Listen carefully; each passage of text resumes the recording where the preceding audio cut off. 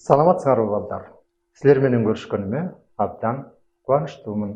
Анда сабагыбызды баштайлы. Кыргыздар өз тилин бекеринен эне тили деп айтпаган чыгар.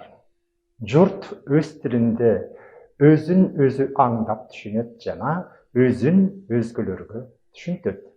Тилдер жөнүндө узак көпкө дейри ой жүгүртсө болчудай, дейт Чыңгыз Айтматов.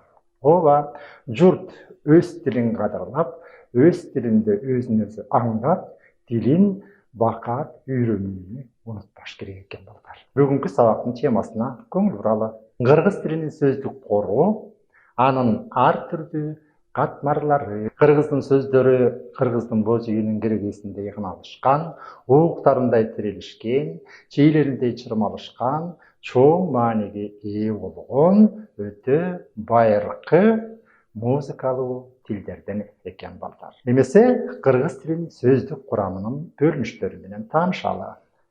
Лексика, лексикография жана фразеология. Демек, кыргыз тилиндеги сөздүк курамдар мына ушундай терминдерден турат экен. Эми булардын ар бирине өз-өзүнчө токтолуп көрөлү. Лексика. Лексика гректин алексис, сөз айтуу деген сөзүнөн алынган.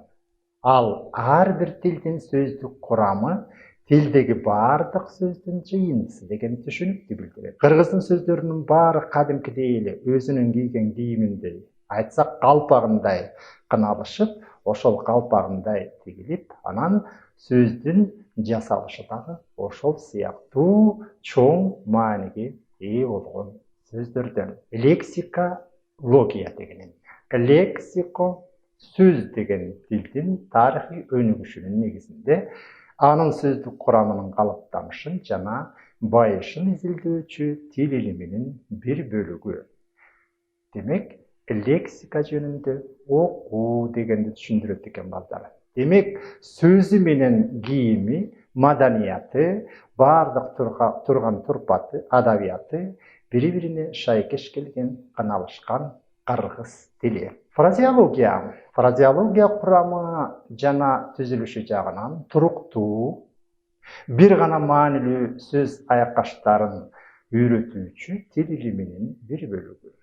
Грекче фразис, туюнтма, кеп түрмөгү деген түшүнүктү билдирет экен. Ал эми логос, илим, окуу деген түшүнүктү билдирет экен. Эми булардын ар бирине өз-өзүнчө токтолуп көрөлү. Жаңы сөздөрдү курууга уютку негиз болгон уңгу сөздөр биздин өзүбүздүн төл сөздөрүбүз жөнүндө кеп болуп атат балдар. Тоо, таш, жер, суу, аба, көз, баш, киши, бала, ай, күн, жыл, аш, эт, нан, мал жана башка сөздөр. Ал эми сүрөттөгү кийимдердин аталыштары элечек, чапан, көйнөк, белдемчи, ошондой эле үкү тебетей, түлкү тебетей жана башка тебетей деген сыяктуу сөздөрдүн бардыгы уңгу сөздөрдөн уланып жасалат. Буга кийинкисинен токтолуп көрөлү балдар. Сөз мүчөлөрүнүн жардамы менен жасалган туунду сөздөр. Баш бул уңгу сөз. Мурунку слайдтан көрдүк балдар. Ошол эле сөзгө чы мүчөсүн кошуп, башчы, башкар, башкарма, баштык, башка, башмак, баштапкы жана башка. Ал эми жаз деген сөз аркылуу жазуу, жазгыч, жазма, жазуучу, жазуучулук, же болбосо сүрөттөгүдөй аксакал, карыя деген сыяктуу сөздөрдүн бардыгы демек сөз мүчөлөрүнүн жардамы аркылуу берилет экен. Карыялык десек, карыя деген сөзүбүз уңгу түрүндөгү сөз болуп калса, тууласа сөзү, ал эми карыялык дегенибиз бул туунду сөз болуп эсептелет экен. Демек, сөз мүчөлөрүнүн жардамы менен бир канча кыргыз лексикасы өзүнүн байлыгын топтоп турат экен. Сөздөрдүн айкалышы аркылуу жасалган татаал сөздөргө көңүл буралы балдар. Баш бол, жанагы эле баш деген сөздөн улам, ага бол деген сөздүн айкашуусу аркылуу эки сөздөн туруп бир маанини түшүндүргөн сөз. Баш бол, башкат, баштарт, башал, башма баш сөз, баш жабан, жол башчы, темір жол, өйді төмен, ата ене, ата мекен, бүгін, ертең, бүгін ертең дегендер бірігіп жазылып қалған сөздер. Бұлар бұл күн, ертесі күні деген түсініктерді білдіреді. Мысалы үшін қысқартылған сөздер тағы бұлар татал сөздерге келеді екен. Сөздердің айқашуысы арқылы жасалған татал сөздер. КДК, КДП. Ошондой эле бул жерде ат жаттыктарын алып көрөлү балдар. Бул жерде жүгөн деген сөз, тизгин, чылбыр, деген сөздөрдүн баардыгы бұлар тубаса сөздер, оңғы сөздерден жасалып атат. Ал эми буга биз сөздөрдүн айкалышын кошсок, айталык, мисалы үчүн жүгөн деген сөзгө жүгөн, түгөн, бир түгөйү маани берип, бир түгөйү маани бербеген татаал сөздөр келип чыгып атат. Тизгин, пизгин, тоқум, чылбыр, пылбыр, канжыга, санжыга жана башка сөздөрдүн баардыгы ушул сөздөрдүн айкалышуусу аркылуу татаал сөздөрдүн келип чыгышы менен кыргыз лексикасы өзүнүн дагы бир байлыгын топтойт экен. Ар бир тилдин лексикасы илимдин, техниканын, маданияттын өнүгүшү менен бирге өнүгөт жана жаңы сөздөр менен толукталып байып турат. Демек, ушул сөздөрдүн баардыгы тетиги байыртан эле кыналышып бири-бири менен ушул биздин убакка чейин жеткен экен. Муну биз Жусуп Баласагын атабыздын Кот Алчу билим аттуу китебинен дагы тастыктасак болот экен. Эми коомдун өнүгүшү менен бир коомдун экинчи коомго алмашылышы менен дагы сөздөр келип чыгат экен. Мисалы үчүн 1957 жылдан кийин пайда болгон сөздөр кыргыз лексикасына ошол калыбында кирди. Айталык, мисалы үчүн космос, корабль, космонавт, спутник, аэронавтика, учкуч космонавт, корабль, спутник, орбита, улуноход сыяктуу жана башка сөздөр кыргыз лексикасына ошол турушу менен кирди. Демек, булар чет тилинен кирген сөздөр.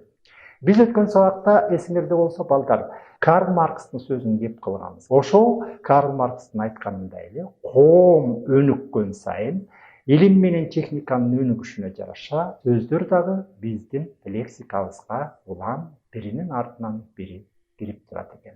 Демек, мына ошол 1957 жылдан кийин пайда болгон жаңы сөздөр.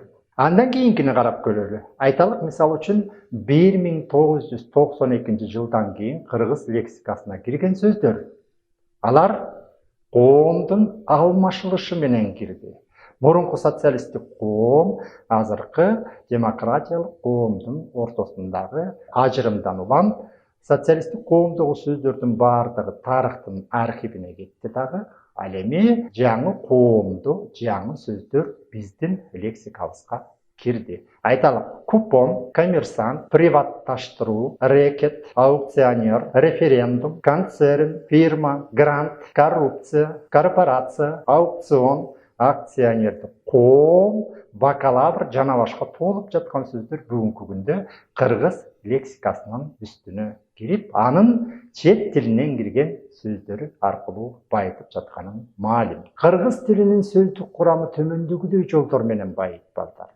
Алар кыргыз тилинин ички булактары аркылуу жана кыргыз тилинин байышынын тышкы булактары аркылуу. Тышкы булактардан кабыл алуу аркылуу байыйт экен жана ички булактар аркылуу байыйт. Оңгу сөздөргө сөз мүчөлөрүнүн уланышы жана сөз маанилеринин кеңейиши аркылуу байыйт экен. Биз жогоруда кеп кылдык. Ал эми экинчиси болсо түзмө-түз башка тилден кабыл алуу аркылуу, орус тилинен же болбосо башка тилден аркылуу, же болбосо орус тилине башка тилден кирген сөздөрдү сөзмө-сөз которуп алуу аркылуу байыйт экен. Аш, ашчы, аштык, бул жанагы биздин ички булактары, кыргыз лексикасынын байуусунун ички булактары аркылуу байып аткан сөздөр. Мисалы үчүн кат, катчы, кат, катта, кат, катташ, жол, жолдош, жолдошчулук, баш, башчы, башкарма, башкармалык, башкармалыктан жана башка. Демек, мүчө уланган сайын анын формасы же болбосо мааниси өзгөрүп жүрүп отуруу менен кыргыз лексикасы байып жүрүп отурат экен. Ошондой эле сырттан келген сөздөрдү алып көрөлү. Республика, самолет, класс, партия, кино, футбол, бокс, экран.